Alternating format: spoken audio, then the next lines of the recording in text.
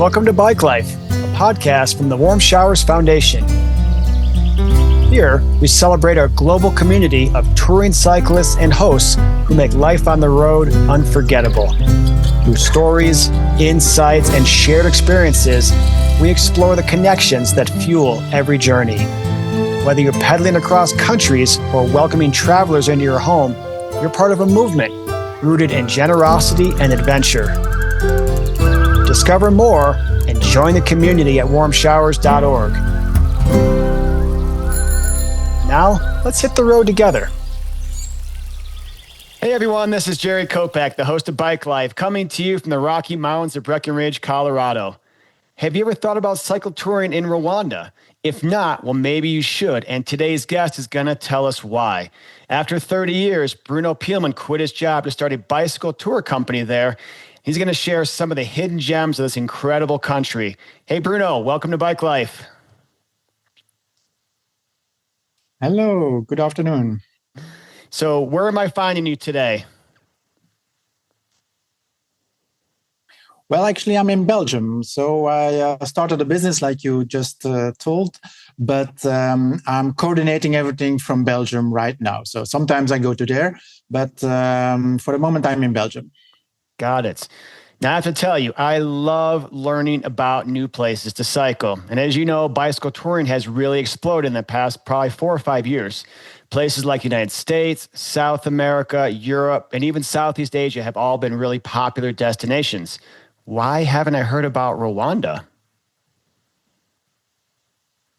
Well, actually, Rwanda is really a paradise for cyclists. It's one of the the cycling is one of the most popular sports in Rwanda. The roads are very good, even for road biking.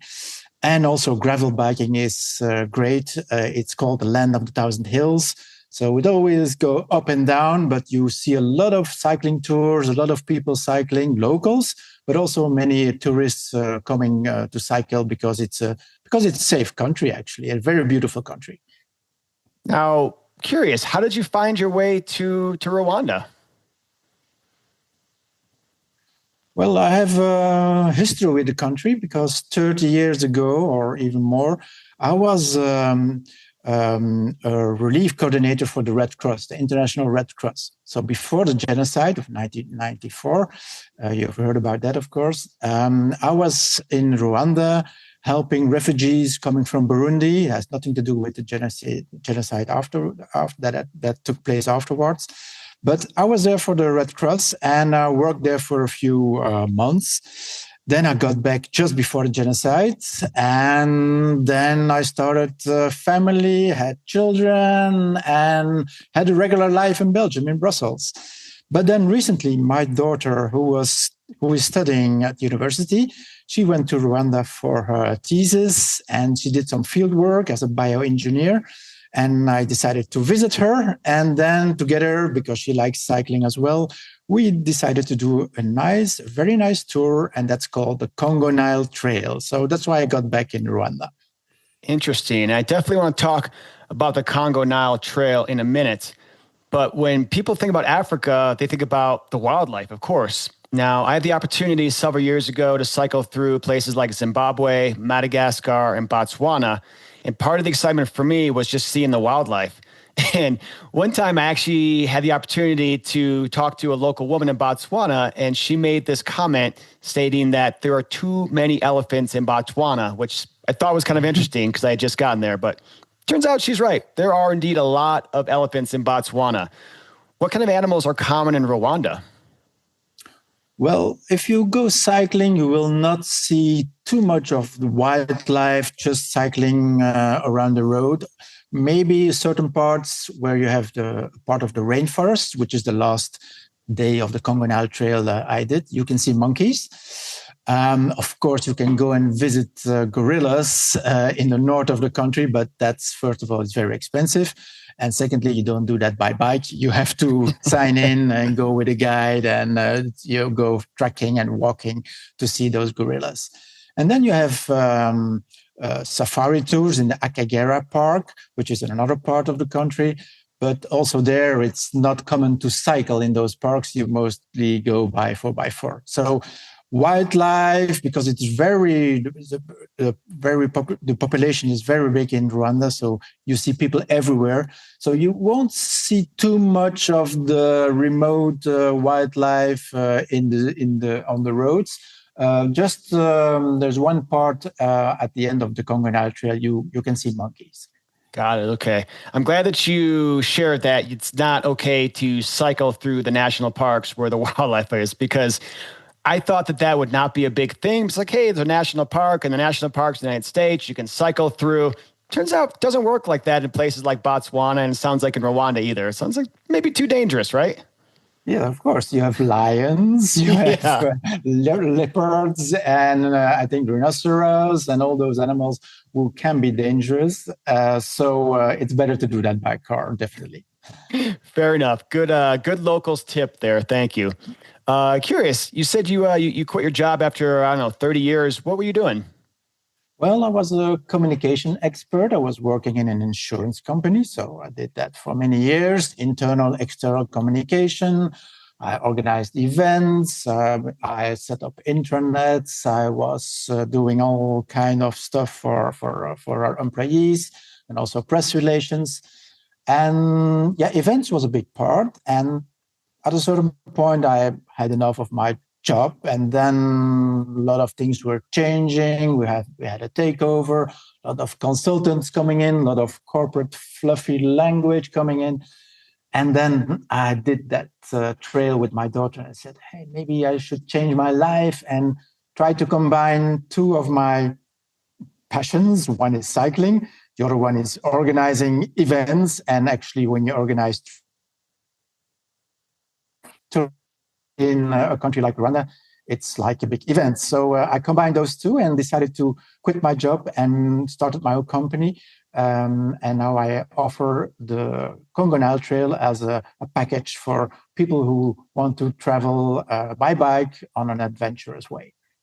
So talk to me about the Congo Nile Trail. Do you know when it was established, and how long is it? Well, 15 years ago, the official tourism board of Rwanda decided to make a trail along the Kivu Lake. It is about 250 kilometers long. You can cycle it. You can also walk the trail. And along the trail, you have sometimes guest houses, or you take your tent to cycle or on your bike, or you walk the trail.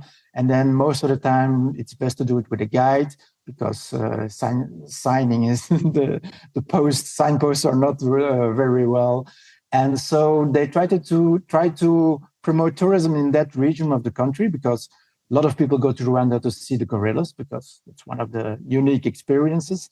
But only the gorillas and only the Akagera Park is a bit limited, and they wanted to open up another region for tourism, and that's why they launched that Congo Nile Trail, which is in Rwanda, despite the name, for just to make sure that everybody understands it.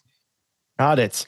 And so let's talk about your business then. So do you offer supported, unsupported tours? How does that work? Well, it is a supported tour with a local guide. Most of the time, I organize everything from Belgium. I have all good contacts in Rwanda with bike shop, with guides, with transport company. And the thing was, when I prepared my trip with my daughter, it was in October 2024, I had a lot of trouble finding out, is it a good guest house? How do I get there? Where can I find a bike? And it's not like a trip in Europe where you go and cycle in the Alps and you book online, everything is ready for you. So it took me a while to get everything ready. I was there, did a trip with a great guy, with a great guide.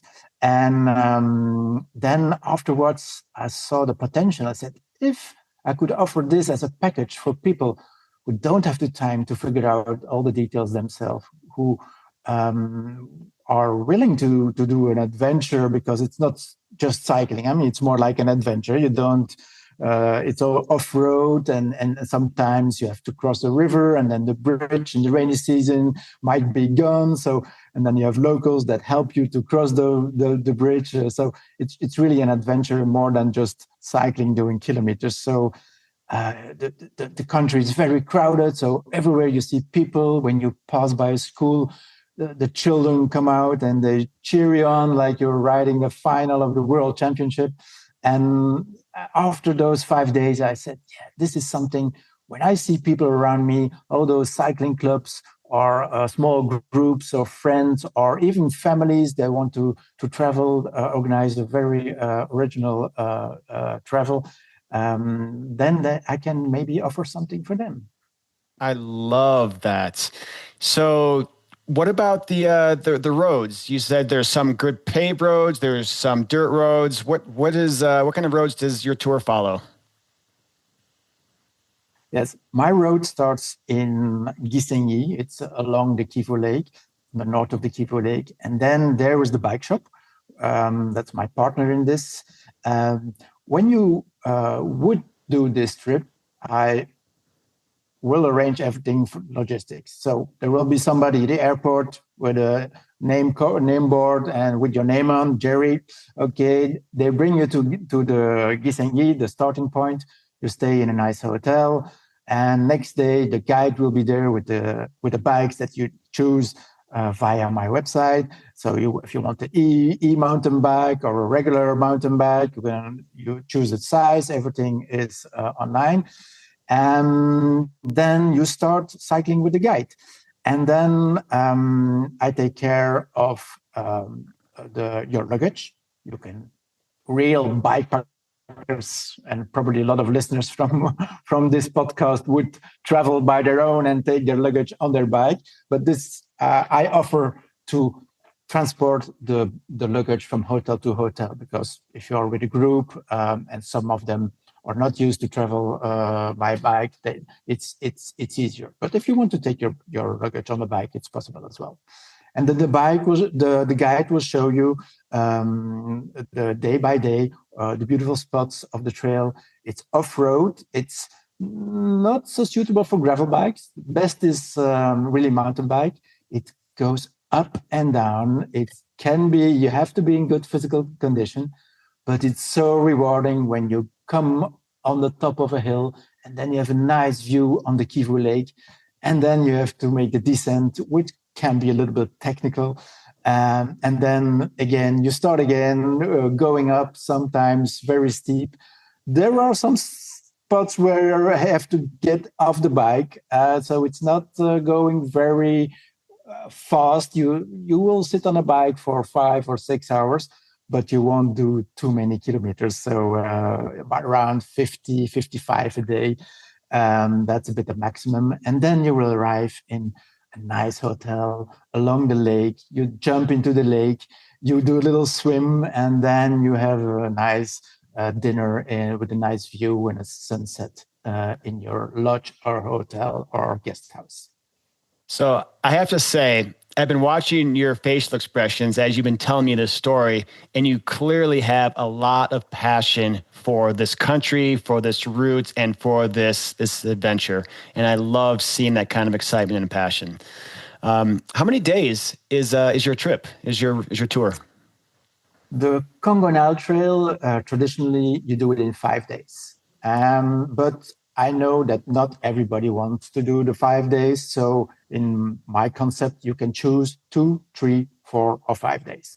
So, and then after the 2, 3, or 5 days, you just take a taxi or a public transport to your next destination. Because of course, you don't go to Rwanda just for 5 days. You will obviously try to visit other spots in the country, but that's not in my offer, not in my concept. I will help you to say you have to go there and there, and I know go to there, but you have to book that yourself. The 5 days, they are all on my. I will take care of everything, all logistics, hotels, everything is arranged, the guide, everything is paid. So beforehand, you don't have to worry. You just at lunchtime in the local village, you buy some bananas and some local wraps, chapatis, and it's all safe to eat. Not always, but you just watch where you can eat, and the guide will tell you there you can eat. And if needed, he will book a restaurant of somebody he knows, a local restaurant, and he gives a call. And then at noon you arrive, and then you have a nice lunch, and then you continue your way to your end destination. So typically 5 days, but can be shorter. Got it. And I noticed you said chapati, right? Yeah, chapatis. It's like pancake Yeah. where you put in some beans or whatever, some avocado. It's just you will find everywhere some places where you can eat something. So it's not too many tourists. You won't see any biker on the trail, because when I did it, we were almost alone in the hotels. We were almost alone on the trail. So it's not like it's a big tourist event. It's a bit of a hidden secret among the trails in Eastern Africa. And it's one of, if you look at Lonely Planet, they say, it's one of the nicest trips in Africa to do for bikepackers. So that's really something to do. But it's not like you have to cross. You will see many people that are passing by. So you will be rather alone. Only locals you will see them. Good. I love that kind of sort of, I don't know, hidden gem sort of experience, like discovering new places. And this sounds like it is, it sounds like it hasn't really been discovered like so many of the other main routes that people have cycled through. I think that's what's really appealing to a lot of people, just have that adventure. So I brought up chapati because it's a word that I learned when cycling through India. And it's a kind of like a flatbread as well that people can dip or roll things with. And it's I just didn't know that word existed in Rwanda. So that's interesting to me. Yeah, you can find them everywhere. So and that's nice when you're hungry after a 2 hour of biking, and you won't be in fancy restaurants that are with Western cuisine at noon, but in the evening, yes, then you are in a good guest house and good lodges where you can eat Western style and it's safe to eat, so no problem there. So talking about food here, what does the local cuisine, the local food of Rwanda look like? Well, you have a lot of rice with beans, with kind of spinach, and as you're along the lake, there's a lot of fish. You have the small fishes that you eat, just the whole fish like that, or some good fish from the lake. So it's an enormous lake where you have fishermen. You can see in the evening, you can see the fishermen going out and they sing with lights on the boat. It's kind of also tourist attraction when you can go fishing with those boatsmen if you want, but not when you're cycling, because when you're cycling, you're dead in the evening, and then you just want to sit on a terrace and have a beer, and then continue and go to bed early. I love that. So you talked about your tours being up to 5 days long, but there's opportunity to explore the rest of the country. And I know that places like, say, Kyrgyzstan or United States or India, people could spend a month or more there just because of the sheer size. How much time do you think you really need to immerse yourself in the Rwandan experience? Well, Rwanda itself is a small country, so you can go around the country in, I would say, 2 weeks. Then you can almost do the whole country.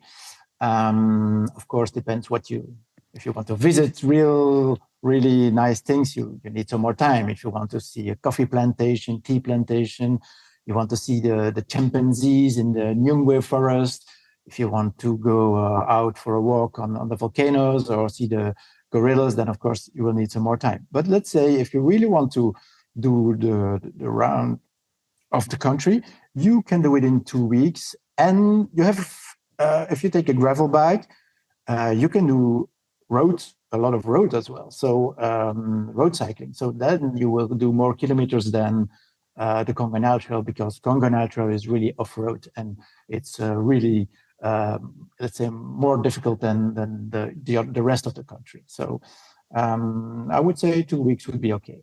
Okay, so it's your route is more difficult than the rest of the place in the country, huh? So did you intend it to be a challenging physical endurance event?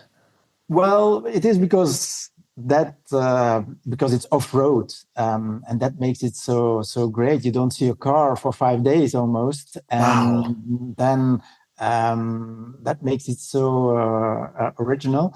And it isn't all the guides. So when you look at a book for Rwanda, you will see that Congo Nile Trail is a must do, etc. But there are other places where you can really do nice cycling, and you have a place more in the north. It's called the Twin Lakes, where you have two lakes that touch each other and you can go cycling around the lake. You can do other places, but then sometimes you will have more cars or trucks around you than the Congo Nile Trail. Have you cycled any place else besides there? Just kind of exploring on your own, maybe branching out your tour into other places for other options? Well, that's the idea. If my concept would work, then I could open up other destinations, but I always have to look for destinations where I have some added value because, like I said, Rwanda, it's not for Europeans or Americans. You go there, you don't find your way. Then I can explain them. I have a good website. I have all the partners. I can show it to you. To go to the Alps or the Pyrenees in Europe, yeah, you can book yourself a hotel and book a train, and that's easy. So if I find other places, and you mentioned a few interesting countries, and if I can find nice trails that I can brand and offer to small groups, because the purpose is to do it in small groups. I offer it for 4 to 10 people. It's not for the, let's say, the bikepacker who's traveling by itself. Then of course they have their own bikes. They take their GPX roads themselves, and they are not in a hurry, and they do everything themselves. But it's really for small groups that it could be interesting. Got it. And speaking of small groups and other tours throughout the country, I just did a quick check on our Warm Showers website, and it looks like I'm seeing 6 Warm Showers hosts in Rwanda. I didn't know if you had met any of them. Looks like there's 3 in the capital city, 2 in the northwest, and 1 near a national park in the east. Have you crossed paths with any of them or coordinated Yes, anything? I did. I contacted 1 or 2 of them because when my daughter was going to Rwanda, she said, "I know I will need a bike there. How do I take my bike on the plane? But it's expensive. So, maybe we can buy a bike locally." And then I sent a message to 2 or 3 of the warm showers guests there, and I asked for some advice, and they helped me and gave me some tips. And actually, Rwanda has a real cycling culture. Even the UCI,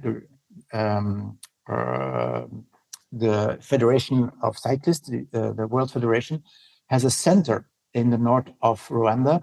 It's called the Africa Rising Cycling Center. So that's where they help young talents to become professional cyclists. So you will see a lot of amateur or semi-professional cyclists with nice road bikes, and the Tour of Rwanda will take place end of February. It's very very well known as well, and so Africa or Rwanda is very keen on cycling. So I did not met those warm showers guests, but definitely there's a cycling culture, and important. In September, the World Championship will take place for the first time in Africa, and will take place in Rwanda. That's a very big event for them. No way. That's incredible. I haven't read about that. What do you know about that event? Well, it will be, as I said, the first time in Africa. Rwanda invested a lot of money, I guess, to buy this event and bring it to Rwanda, because they want to show themselves as a modern country. It is a modern country for African standards. But of course, it's a little bit also sport washing, like Saudi Arabia is doing. They want to show the best side of the country. What I can tell you also is that it's a bit tricky right now because the political situation in the neighboring country, in Congo, is difficult. You know that in Eastern Congo, there are some troubles in Goma, in Bukavu, with militias that are supposed to be supported by Rwanda regime. So there are now voices. They are saying that maybe why should we go to an event in Rwanda because Rwanda invaded Congo with military force. So should we support a regime that attacks another country? So could be some issues for them in the next coming months, but if everything goes well, they will have a nice event in September, end of September. Yeah, and hopefully with any events like this, it's an opportunity to show not only the country, but the world how terrific and wonderful our country is, and here's why you should come and spend tourist dollars there and experience our local culture. That's why they do it, of course, and that's also something I hope that cycling in Rwanda will be a success, and then maybe more people will contact me to do the Congo Nile Trail, of course. But I have one weakness in my project. That's the name of the trail, because it's called Congo Nile Trail, because it has nothing to do with Congo, because it is in Rwanda, like I said in the beginning. But it's because of the Congo Nile divide, and that means that the water there, all water around Kivu Lake, to the west goes to the Congo River, and to the east goes to the Nile. It's a Congo Nile divide. And that's why they call it the Congo Nile Trail. But of course, when people now hear Congo, they think, oh, will I be in Congo territory? And there are some troubles in the east. I don't like to go there. But that's my small marketing issue. But I have to explain to people that it's safe and that it's fully 100% Rwandan territory. And then they are reassured. But it is an issue. And there could be some political pressure on Rwanda with that cycling championship between today and September. So that might, if UCI or other countries say we will boycott the World Championship, that might be an issue. Oh, wow. I didn't think about that. I'm glad you brought up the proximity and relationship with Congo, because one of the questions I had when I was lining up this conversation with you is, I grew up in the late 80s, early 90s, and I remember the Civil War in Rwanda. And I'm just wondering, how has the country recovered? Is Rwanda itself a safe place for people to travel? It is a safe place. It is one of the safest countries in Africa. It is everywhere. In every village, you see two policemen along the road. Sometimes they stop you, they stop the cars, and then they don't ask for money or whatever, like in sometimes other countries. But they're really there to control. They are always afraid for invasions from other countries.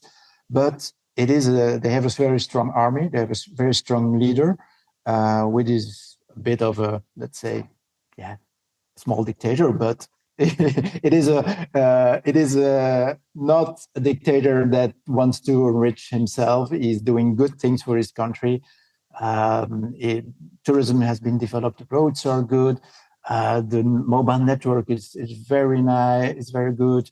If you drive too fast in a country like Rwanda with your car, you have everywhere you have those mobile radars.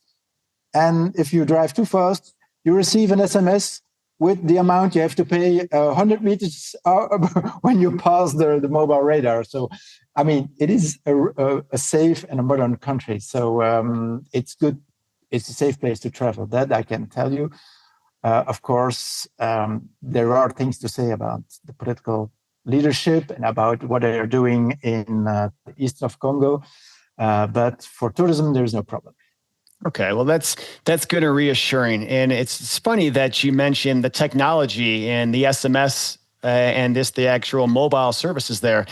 And I find it interesting because in some of the places that I've traveled in Africa and in Asia, I've found that the actual mobile networks are better than the networks I have in my hometown here in Colorado.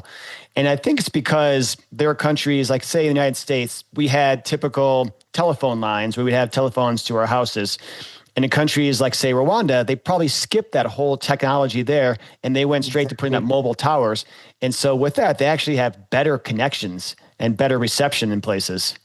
Exactly. And everybody has a smartphone. Yeah. And when you want to pay somebody, a shop or even a local driver or even the guy who carries your luggage in the airport, they don't have cash or money to give you back. And you pay by Momo, that's mobile money system. So, so even if you want to tip somebody, you ask him for the mobile money code, Momo code, and you send him, $1 or whatever, and then everybody pays that way. So it's incredible. They never have changed. So even if you go and buy your local chapatis, you will probably pay with Momo because that's a good thing to install on your mobile phone when you come into the country. So kind of like PayPal or Venmo or something like that, like we have in the West, right? Yes, it's a bit more complicated. It's okay. With an SMS, and then you have to confirm and then send an SMS back. But it works very well. So everybody has Momo. Wait, what's it called? Momo. Momo. Momo. It's from mobile money. Ah, God, of course. It's serious. Duh. That is pretty cool. Well, Bruno, what is one takeaway from our talk today why you feel people should come and visit Rwanda? Well, it's one of the most beautiful countries of Africa. It has a good climate because it is on a height of 1,500 meters. I don't know how much it is in your metric system. So it is never too hot, not too cold. Good climate. Even in the rainy season, in the morning, you can cycle easily. And because of the stable situation in the country, it's safe to travel, and cycling is so great there. Landscapes are so nice, so beautiful that it will be something you will never forget if you do it. Ah, I love it. I am so glad we got a chance to talk today and learn about this fascinating country. How can our listeners connect with you and learn more about your cycling tours? Well, I made a website. That's one of the first things I had to do when I quit my job. And it's very easy. It's CongoNileTrail.com. And easy. There you can find, it's easy. I was surprised. It was still available, the domain. So you can then have a look at how the trip looks like. You can sign up with a group and then choose how many days you want to cycle. And I will help you to travel before and after if needed. But the most important thing is that you focus on that 5-day trip or a bit less. And what I did was, after the 5 days, I asked my wife, came over. She's not a cyclist. And then we continued to travel, the three of us with my daughter and my wife, and we visit the rest of the country. So if you have non-cyclists in your group, let them come before or after, and then you visit the rest of the country. It's a fine solution. Brilliant. I love that. Thank you. All right, everyone. Thanks for listening to my conversation today with Bruno Peelman. If you enjoy our show, give us a like, a share on your social channels, or just tell your friends. These stories hopefully will inspire you to set off on your own bicycle adventure and maybe make the world feel a little bit smaller, one pedal stroke at a time. My name is Jerry Kopak, and until next time, keep riding. Thanks for joining us on Bike Life. I'm Jerry Kopak, and I hope you enjoyed today's episode as much as we enjoyed sharing it with you. Please leave us a rating and review, or just tell your friends. This helps us reach more cyclists and hosts around the world. To learn more or become part of this amazing community, visit us at Warmshowers.org or follow us on Instagram at Warmshowers_org. If you'd like to be a guest on the show or have a question you'd like us to explore, email us at podcast@warmshowers.org.